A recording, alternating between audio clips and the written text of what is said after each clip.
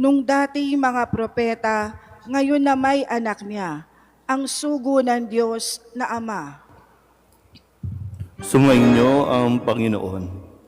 At sumainyo rin. Ang mabuting balita ng Panginoon ayon kay San Juan. Papuri sa iyo, Panginoon. Nang suguin ng mga Hudyo sa Jerusalem ang ilang saserdote at levita upang itanong kung sino siya, sinabi ni Juan ang katotohanan. Sinabi niyang hindi siya ang Mesiyas. Kung gayoy, sino ka? Tanong nila. Ikaw ba si Elias? Hindi po, tugon niya. Ikaw ba ang propetang hinihintay namin? Sumagot siya, hindi po. Sino ka kung gayon? Tanong nila uli. Sabihin mo sa amin para masabi namin sa mga nagsugo sa amin. Ano ang masasabi mo tungkol sa iyong sarili? Sumagot si Juan, ako ang tinig ng isang sumisigaw sa ilang. Tuwirin ninyo ang daraanan ng Panginoon. Ang propeta Isaías ang may sabi nito. Ang mga nagtanong ay sugo ng mga Pariseyo. Muli nilang tinanong si Juan, bakit ka nagbibinyag? Hindi pala naman ikaw ang Mesiyas, ni si Elias, ni ang propeta. Sumagot siya, ako'y nagbibinyag sa tubig, ngunit nasa gitna ninyo ang isang hindi ninyo nakikilala. Siya ang susunod sa akin. Subalit hindi ako karapat-dapat magkalag man lamang ng tali ng kanyang panyapak. Ito'y nangyari sa Betanya, sa ibayo ng Jordan na pinagbibinyagan ni Juan. Ang mabuting balita ng Panginoon. Pinupuri ka namin, Panginoong Hesukristo.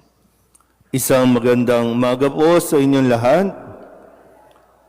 Ikalawang araw ng taong 2025 at sa gabay ng mga obispo at mga pantas na sina San Gregorio at San Basilio, nawa ay atin pong lubusang ding maunawaan ang ipinahayag sa atin ng mga salita ng Diyos sa araw na ito. Ikalawang araw, nagabay natin para sa taong 2025. Sa puntong ito ba ng ating buhay ay masasabi nating kilala na natin ang ating mga sarili? Kasi isa po yan sa foundation ng ating pagkatao na malaki ang kinalaman nito sa ating pong pakikipag-ugnayan sa iba, sa pakikipagrelasyon.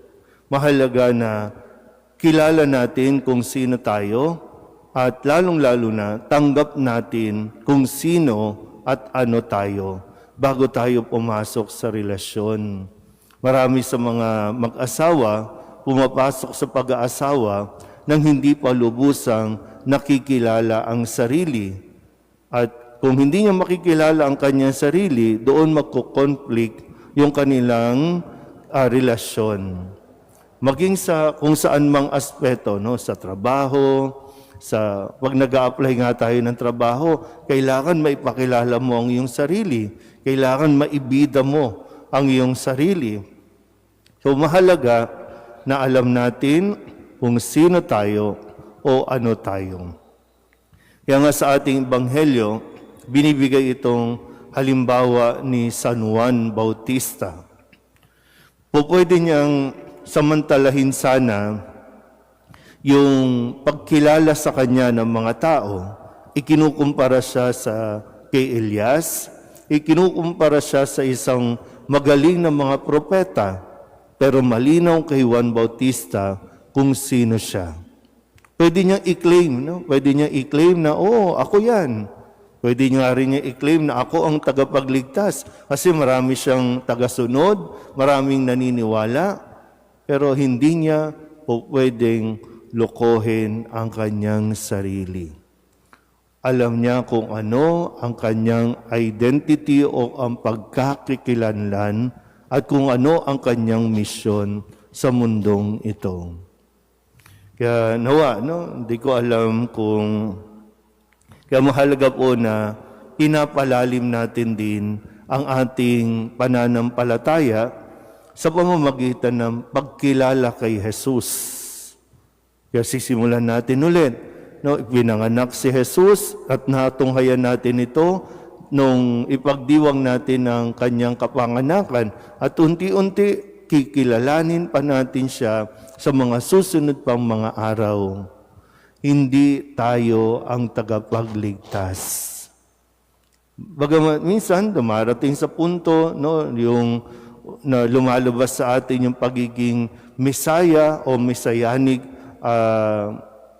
karakter natin, na pakiramdam natin, tayo ang makakapagligtas sa mundong ito, pakiramdam natin, tayo ang kailangan sa mundong ito. Yung marami sa mga may kapangyarihan sa ating gobyerno, ang napakatagal nang naririyan dahil ang paniniwala nila, sila ang magbabangon, sila ang aahon sa bansa natin.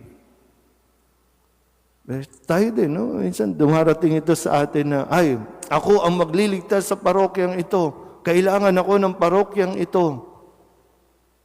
Sa kasawiang palad, imbis na makabuti, nakakagulo tayo sa simbahan.